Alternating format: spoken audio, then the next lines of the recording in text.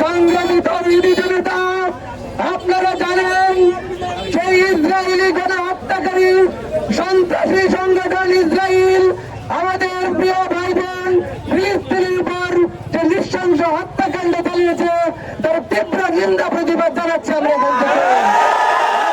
আমরা এই সমাবেশ থেকে ঘোষণা করতে চাই, ইসরায়েলি সকল পণ্য বয়কট করতে হবে। ইসরায়েলকে এই ফিলিস্তিনের উপর যাতে নৃশংস হত্যা চালাতে না পারে, আজকের এই সমাবেশ থেকে জাতিসংঘের উপর দাবি জানাতে চাই, আন্তর্জাতিক আইনের মাধ্যমে সেই নেতানিয়াহুকে গ্রেফতার করে ইসরায়েলকে নিষিদ্ধ করতে হবে।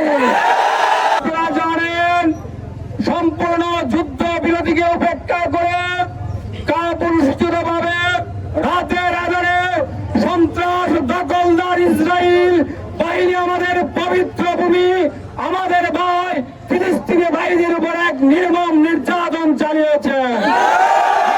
বিক্ষোভ মিছিল থেকে তীব্র নিন্দা এবং প্রতিবাদ জ্ঞাপন করছি, শ্রদ্ধা বলে স্মরণ করছি। আজকের বিক্ষোভ মিছিল থেকে যারা শাহাদাতের পেয়ালা পান করেছে, সম্মানিত প্রিয় উপস্থিতি, জাতিসংঘকে হুঁশিয়ার করে বলে দিতে চাই, জাতিসংঘের মানবতা মুখে কুলু বেড়েছে।